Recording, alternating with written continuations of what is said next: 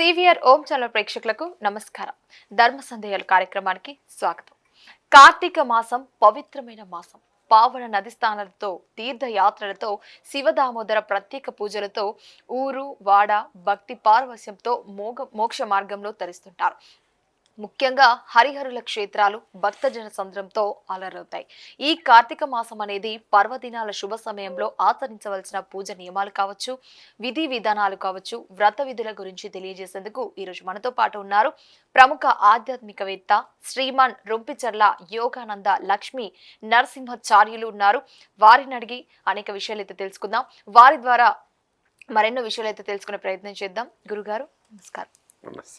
ఎలా ఉన్నారు? సుఖంగా ఉంది, సంతోషం.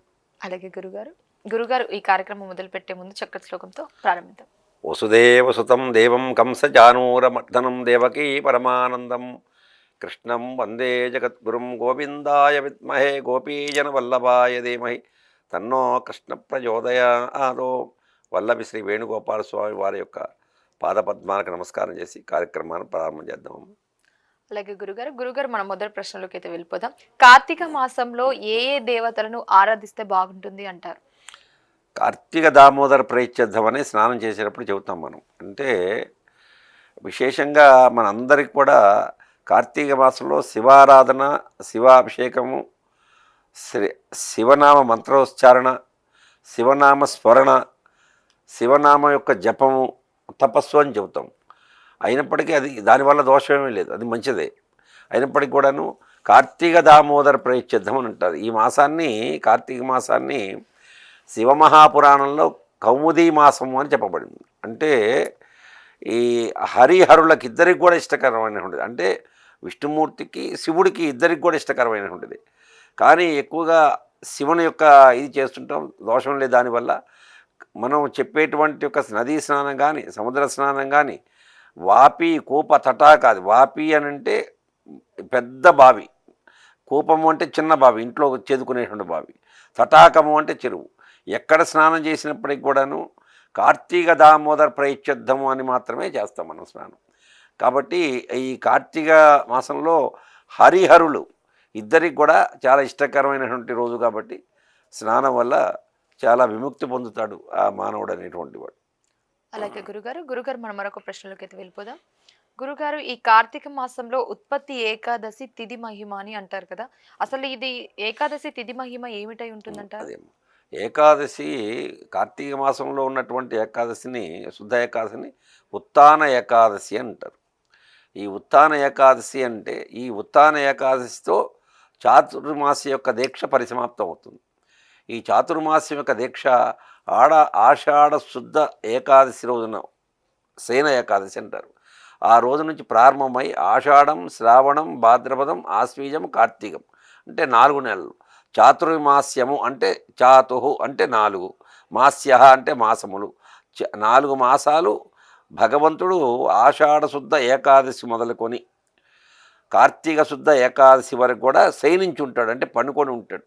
ఈ సమయంలో రాక్షసులకి చాలా బలకరమైనటువంటి రోజు. ఈ దక్షిణాయనం కూడా వస్తుంది దీంట్లోనే. అదే కాకుండా ఆయన పండుకొని ఉంటాడు కాబట్టి రాక్షసులకి చాలా బలకరమైనటువంటిగా చెబుతారు. కార్తీక శుద్ధ ఏకాదశి, మీరు అడిగినటువంటి ఏకాదశి ఉత్తాన ఏకాదశి. ఈ ఏకాదశి రోజున ఆయన శయన నుంచి లేస్తాడు, అంటే లేచి మేల్కొని ఉంటాడనమాట, మేల్కొంటాడు ఈ రోజున. కాబట్టి ఋషీశ్వరులకు కానీ, గృహస్థులకు కానీ, వానప్రస్థులకు కానీ, బ్రహ్మచారులు కానీ ఎవరైనా కూడాను ఈ చాతుర్మాస్య దీక్షలో 4 నెలలు కూడాను ఒకచోటే ఉండి వారి వారి ఆశ్రమ ధర్మాన్ని, వారి యొక్క ఆగమశాస్త్రాన్ని బట్టి ఒకచోటనే ఉండి దేవుని యొక్క ఆరాధన చేస్తారు. అదొకటి. మరొకటి, ఇంకోటి దీంట్లో ఉన్నటువంటి ఒక రహస్యం ఏంటంటే పీఠాధిపతులకు ఒక నియమం ఉంది. గ్రామం ఏకదినం వా పట్టణేన పంచదినం వా అని. అంటే వాళ్ళ ఆశ్రమంలోంచి బయటకు వచ్చిన తర్వాత గ్రామం అయినట్లయితే ఒకరోజు రాత్రే ఉండాలి అక్కడ. అదే పట్టణం అయినట్లయితే 5 రాత్రులు ఉండవచ్చు.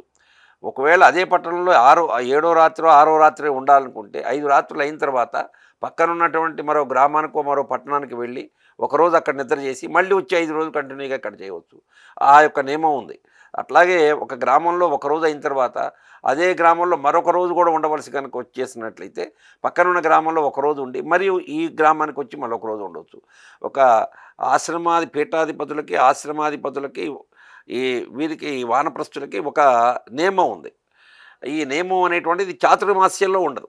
చాతుర్మాస్యంలో ఎక్కడైనా కూడా వారి వసతి కొద్దీ 4 నెలలు ఒకే చోట ఉండొచ్చు. ఈ 5 రోజుల వరకు ఉండి ఉండాలని కానీ గ్రామంలో ఒకరోజు ఉండాలని కానీ నియమం లేదు. ఎందుకోసం అనంటే ఈ ఆషాఢ శుద్ధ ఏకాదశి మొదలు కార్తీక శుద్ధ ఏకాదశి ఉత్తాన ఏకాదశి వరకు కూడా ఇది పూర్తి వర్షాకాలం. ఎక్కడికి కూడా ఇప్పటిలాగా ఈ కార్లో మరొకటో ఫ్లైటో లేకపోతే రైల్లో ఇలాంటివి రవాణా సౌకర్యం ఉండేది కాదు. పూర్వం ఒకప్పుడు ఈ గుర్రాలతో ఉన్నటువంటి బండ్లు కానీ ఎడ్లతో ఉన్నటువంటి బండ్లు కానీ ఇవి మాత్రమే ఉండేవి ఒక ఊరి నుంచి ఒక ఊరికి వెళ్ళాలంటే ఆశ్రమాధిపతులకి. అయితే ఆ విధంగా ఈ వర్షాకాలంలో నదులు సెలయేర్లు అవన్నీ కూడా ఉప్పొంగి మార్గం సుగమంగా జరగదు కాబట్టి ప్రయాణం సక్రమంగా ఉండదు కాబట్టి ఈ 4 నెలలు కూడాను ఈ చాతుర్మాస దీక్ష కాబట్టి ఒక చోటనే ఉండి భగవంతుని ఆరాధన చేసుకోవడానికి అవకాశంగా ఉండేటట్టుగా చాతుర్మాస దీక్ష అంటూ ఆ వేదంలో కల్పించారు. ఆ కార్తీక శుద్ధ ఏకాదశిని ఉత్తాన ఏకాదశి. ఆ రోజున భగవంతుడు శయనం నుంచి మేల్కొంటాడు కాబట్టి ఉత్తాన ఏకాదశి అన్నారు. అలాగే గురుగారు, మనం మరొక ప్రశ్నలు కూడా వెళ్ళిపోదాం. గురుగారు ముఖ్యంగా మనం చూసుకున్నట్లయితే ఈ కార్తీక మాసంలో స్నానాలు ఆచమనీయానికి గొప్పది అనుకుంటూ అన్నారు కదా. మరి ఈ నేపథ్యంలో మనం చూసుకున్నట్లయితే ముఖ్యంగా పాత్రక స్నానం అనేది ఎందుకు ముఖ్యమైనది అని చెప్పి పురాణాలు చెప్తున్నాయి అని చెప్పవచ్చు. ఏంటమ్మా ఏ స్నానం అది? కార్తీక మాసంలో ప్రాతః స్నానం. ప్రాతః స్నానం. అయితే స్నానం అనేటువంటిది ప్రాతః సమయంలో ఎప్పుడు చేసినా అది విశేషమే. అయితే ఈ కార్తీక మాసంలో ప్రాతస్నానం అని అంటే వర్షాకాలం కాబట్టి ఇది అడవుల్లో నుంచో ఎక్కడెక్కడో పర్వతాల్లో నుంచి అడవుల్లో నుంచి ఆ యొక్క జలం అనేటువంటిది వర్షం పడ్డటువంటి జలం కిందికి వస్తుంది భూప్రాంతానికి వస్తుంది కాబట్టి వచ్చే సమయంలో ఈ వర్షాకాలంలో పడ్డటువంటి నీటి వల్ల ఈ పరాన్నగరేణులుగా ఉన్నటువంటి యొక్క ఈ వృక్షాల యొక్క విత్తనాలు అక్కడ పడి మొలకెత్తి అవి పెద్దవి అవుతాయి. పెద్దవైన తర్వాత వాటి మొదల్లోంచి ఈ వర్షం నీరు రావడం చేత కొన్ని ఔషధీయ గుణాలు కలిగినటువంటి యొక్క చెట్లు మొక్కలు ఉంటాయి. ఈ ఔషధీయ గుణాలను తగులుకుంటూ వచ్చినటువంటి యొక్క నీరు ఏదైతే ఉందో అది ఔషధీకృతమైనటువంటి జలం అవుతుంది.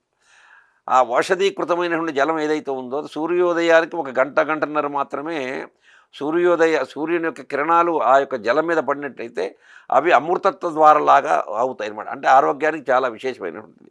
కాబట్టి స్నానం అనేటువంటిది ఎప్పుడూ మంచిదే. అదే కాకుండా కార్తీక మాసంలో వర్షాకాలం రోజులు కాబట్టి అవి ఎక్కడెక్కడి నుంచో అడవుల్లో వనమూలికల్లో ఉన్నటువంటి వాటిలో నుంచి వస్తుంటాయి కాబట్టి ఆ జలం అనేటువంటిది స్నానం అనేటువంటిది చాలా విశేషమైనటువంటిది అని చెప్పుకుంటారు. అలాగే గురుగారు మనం మరొక ప్రశ్నలో కూడా వెళ్ళిపోదాం. ఈ కార్తీక మాసంలో ఏ నది స్నానం అనేది శ్రేష్టమైనదిగా భావిస్తారు? అదేవిధంగా సముద్ర స్నానం అనేది చేయవచ్చు అంటారా?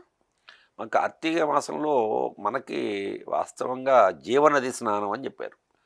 ఈ జీవనది స్నానం కూడాను దీంట్లో అంతరార్థం ఒకటి ఉంది. ఈ భాద్రపదము ఆశ్వీజం ఈ 2 నెలలు కూడాను స్త్రీలకు ఎలా రజోదోషం ఉంటుందో నదులకు కూడా రజోదోషం ఉంటుంది అనమాట. అంటే ఈ 2 నెలలు కూడా నదిలో స్నానం చేయకూడదు అన్నారు.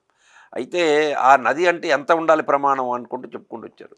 కనీసం 1000-2000 ధనస్సుల యొక్క ప్రమాణం అంటే బారు ఉన్నటువంటిది అయితే అది నది కిందికి వస్తుంది, అంతకంటే ఎక్కువగా ఉన్నటువంటిది అని. కాబట్టి గంగా యమున సరస్వతి అనేటువంటిది రజోదోషం లేనటువంటి నదులు. ఆ నదుల్లో స్నానం చేయొచ్చు. మనం ఎక్కడ జన్మించినటువంటి దగ్గరలో ఏ జీవనది అయితే ఉందో అక్కడ స్నానం చేయొచ్చు. అదే కాకుండా ఉత్తమోత్తమైనటువంటి కార్తీక మాసం అనే విశేషం చెబుతాం కానీ మాఘమాసంలో గంగా స్నానం చెప్పాడు విశేషంగా. మనం కార్తీక మాసంలో గంగా స్నానం చేసినప్పటికీ కూడాను మాఘమాసంలో ఖచ్చితంగా గంగా స్నానం అనేటువంటి చాలా విశేషంగా చెప్పుకుంటూ వచ్చారు. అయితే ఈ గంగా అన్ని నదుల్లో కూడా చాలా విశేషమైనటువంటిది, విశిష్టత కలిగినటువంటిది, పవిత్రత కలిగినటువంటిది గంగా నది. కాబట్టి ఈ కార్తీక మాసంలో అందరూ కూడాను గంగా స్నానం చాలా విశేషం మిగతా నదులన్నిటికన్నా కూడాను.